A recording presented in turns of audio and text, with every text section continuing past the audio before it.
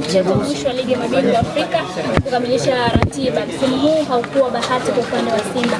Nyinyi mkisema kwa Mkapa hatoki mtu, kocha wa Stade Malien amesema yeye slogan anayotambua ni hakuna matata. Unawaambia nini kwenye maandalizi yenu pia ya wachezaji?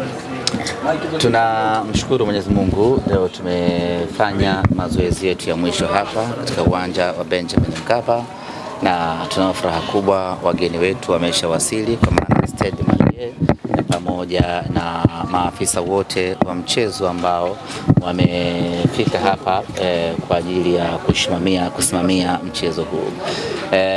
Mazoezi yetu ya mwisho yamekwenda vizuri na wachezaji wetu wote wapo katika hali nzuri, kila kitu kinakwenda sawa sawa kwa upande wetu.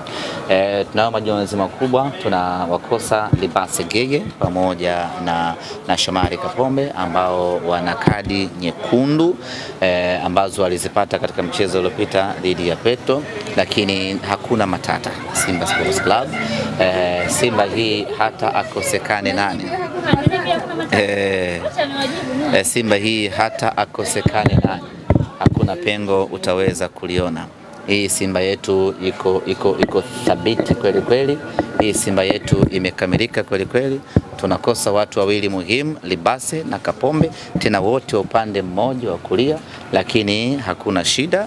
Waliopo wanaweza kuifanya kazi hii kwa ufanisi na ufasaha wa hali ya juu kweli kweli. Kesho tunakwenda Benjamin Mkapa kwenda kuuhuisha upya kauli mbiu ya kwa Mkapa hatoki mtu. Mwaka huu kauli mbiu hii imekutana na misukosuko ya hapa na pale.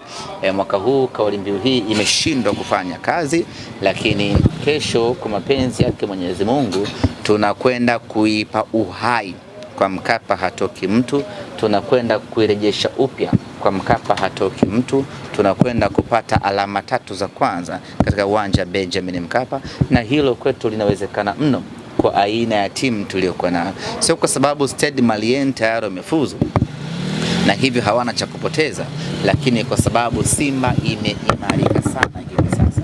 Simba imekuwa bora sana hivi sasa.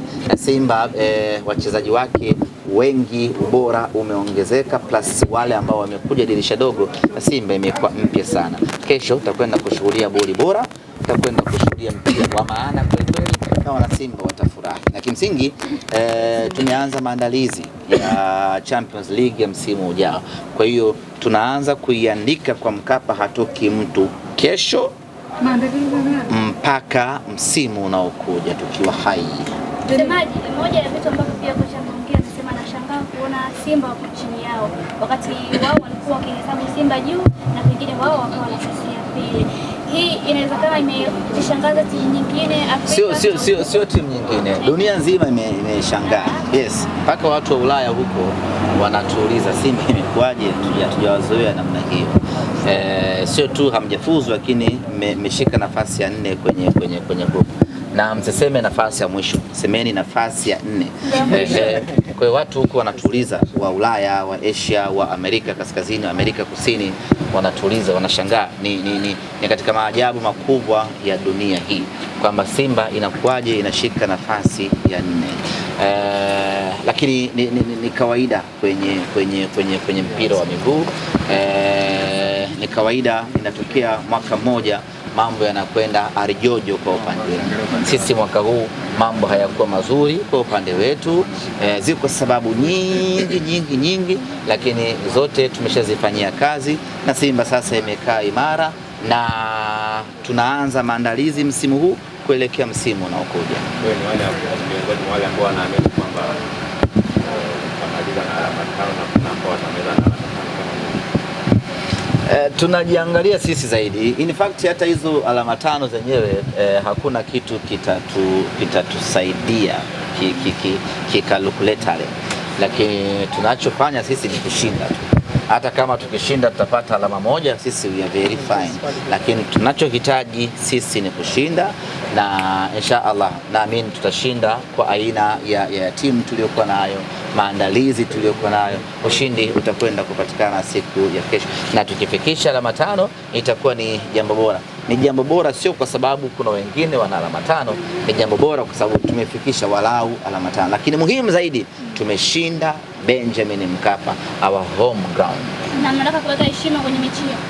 Ya, tunataka kuweka heshima kama ambavyo nimekuambia, kama kocha wa Stade Malien anashangaa kuiona Simba yuko chini yake, ndivyo dunia nzima inavyoshangaa. Kwa hiyo tukipoteza mchezo wa kesho, maana yake dunia inazidi kushangaa zaidi kwamba inakuaje Simba mwaka huu.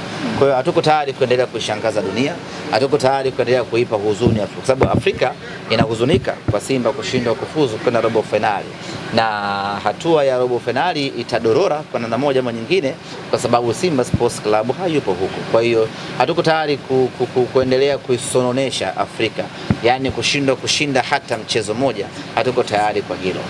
Mtazamaji, mbali na kuwa ni Jumamosi, mechi ni saa 1 kamili usiku, ni tarehe 14, wapo ambao ni siku maalum kwa ajili ya kusherehekea siku ya wapendanao. Nawaambia nini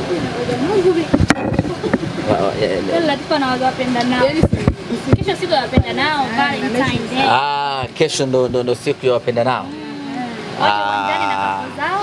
Ya wale watu wenye tukisema wale watu wenye mahaba yao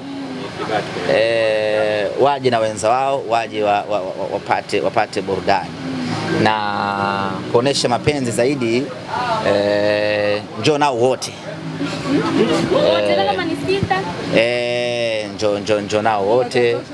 Ndio sisi yetu tujaze uwanja.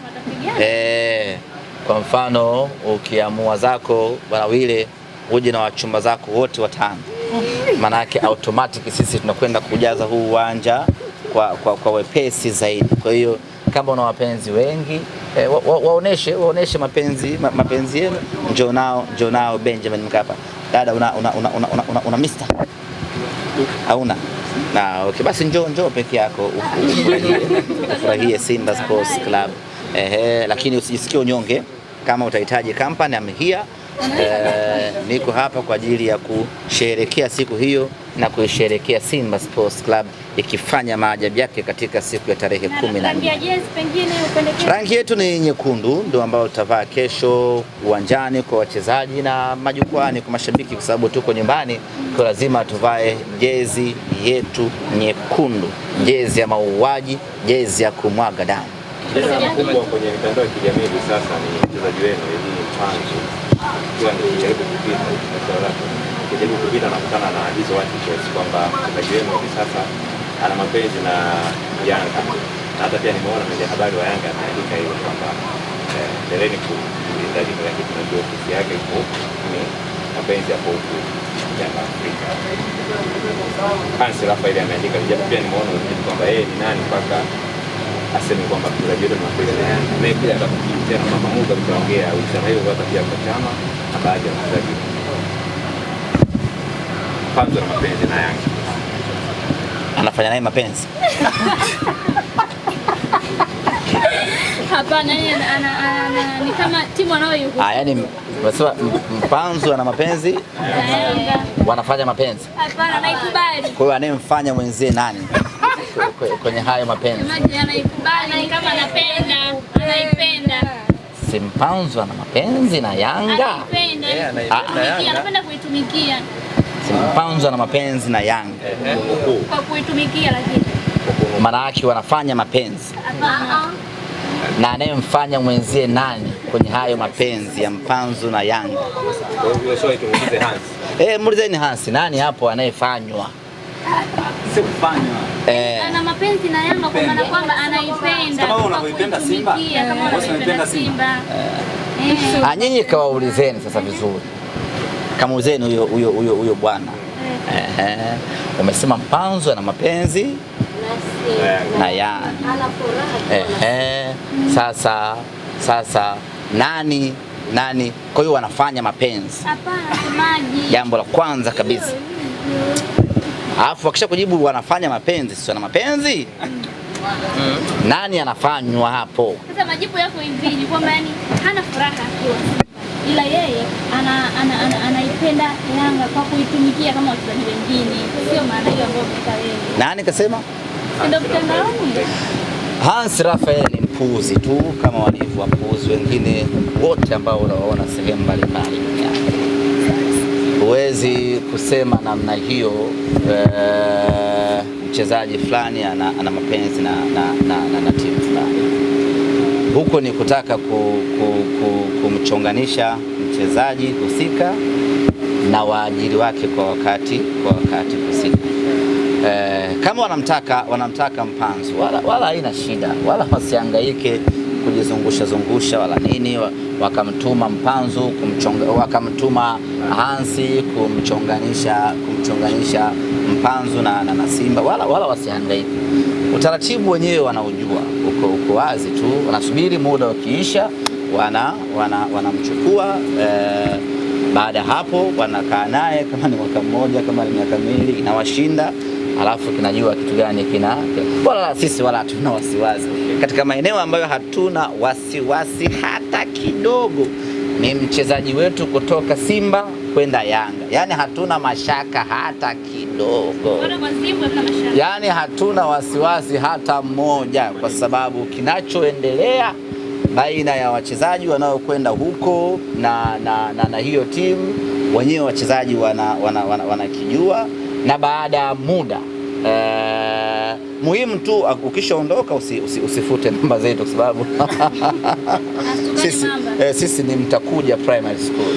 Kwa hiyo ni agenda ya makusudi ambayo wanaiendesha kwa ajili kwanza ya kumpotezea utulivu Mpanzu, lakini pili kumchonganisha Mpanzu. Ni kweli Mpanzu anapitia kipindi kigumu, na hii kila mchezaji anakipitia, lakini kwa Mpanzu ni zaidi. Mpanzu ana mambo mengi ambayo yanamwathiri ya kifamilia, ikiwemo ametoka kumzika mtoto wake wiki iliyopita tu, kama sio wiki mbili zilizopita. Kwa unaweza kuona hiyo burden aliyokuwa nayo, na analazimika kupambana kuendelea kuitumikia timu yake. Anashuka kiwango kwa sababu hiyo, lakini ni mapito ya kawaida. Kuna kipindi nani yule wana mshambuliaji wao mmoja hapa alikuwaga fungi yule, wakawa anaitwa nani? Mbona wakusema kama ana mapenzi na Azam FC ama ana mapenzi na timu nyingine? Ni mambo ya kawaida ambayo kila mchezaji ana, lakini hili wanalifanya kwa makusudi kwa ajili ya kutaka kumchonganisha Mpanzu na mashabiki wake, Mpanzu na Simba yake. Mpanzu akikosea uwanjani, watu waanze kureflect ya kwamba amekosea makusudi kwa sababu anataka kufanya kitu fulani. Mimi niwaombe wana Simba, huu ni wakati wa kusimama na Mpanzu, ni wakati wa kumtia moyo Mpanzu, aepukane ama aondokane na kipindi hiki kigumu. Atarejea kwenye ubora wake na ataendelea kuitumikia Simba Sports Club. Muda wake wa kukaa Simba ukiisha, ataondoka kama walivyoondoka wachezaji wengine. Hilo wala sisi hatuna mashaka nalo. Simba Sports Club tumemuuza mfungaji bora wa msimu uliopita, tumemuuza mtoa assist bora wa msimu uliopita, tumemuuza mchezaji bora wa ligi kuu ya NBC wa msimu uliopita. Tunahofia kumuondoa nani ndani ya timu yetu muda wake ukifika. Kwa sisi wala hatuna mashaka, na wenyewe wala wasijitekenye, wala wasikae wanawashwa. Kama wanamtaka wamsubiri, watamchukua tu, yani watampata tu, alafu baada ya muda watamwacha tu. Yani hilo ndio jambo ambalo sisi tuna uhakika nalo, na imeshafanyika hivyo. Tuanze kutaja majina wale kwenda wakawashindwa wakarudi, msitaje.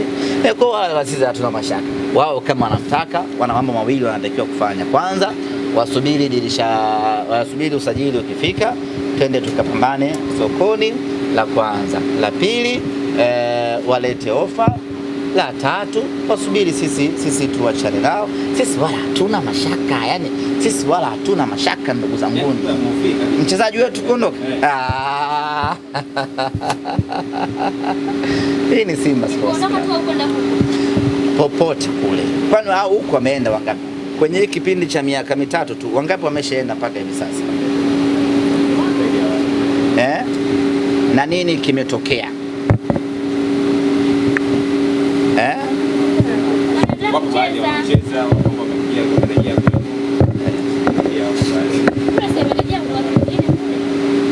wala msio na wasiwasi ndugu zangu. Sisi hata kuwapa tunaweza tukawapa. Ninyi huyu si mnamtaka. Si mnakosa raha mpaka mumpate. Tunaweza tukawapa. Wala sisi hatuna shida. Bana mchukueni bana miezi yao 8 tu. Washatoto wamemwacha wamerudisha au wamempeleka na nini Manyoni. Yani sisi tuna shida. Yani sisi hatuna shida hata kidogo. Na mimi niwaambie kitu kimoja. Yani wasifikiri kwamba wanatuumiza ama wasifikiri kwamba wanatutingisha ama wasifikiri kwamba kuna namna wanatuvurugia utulivu wetu kwa kuwa wanamtajataja Mpanzu ama kwa kuwa wanamtakataka Mpanzu. Sisi wala hatuna mashaka hata kidogo. Tunaweza tukawapa hata bure Mpanzu. Mchukueni. Alafu baada ya muda mchache mno wenyewe tu na wanaonaga aibu kutoka hadharani kusema jamani Kwa maana hiyo wenyewe mnajua namna ya kutumia silaha mlizonazo, wengine mkiwapa analiona kama, na of course kule tunajua tena wajinga ndo waliwao kule, kuna hela fulani hivi ambazo zina nani, kwa hiyo vijana wanakwenda wanachukua, maisha mengine yanaendelea. shukrani sana. Nimechoka.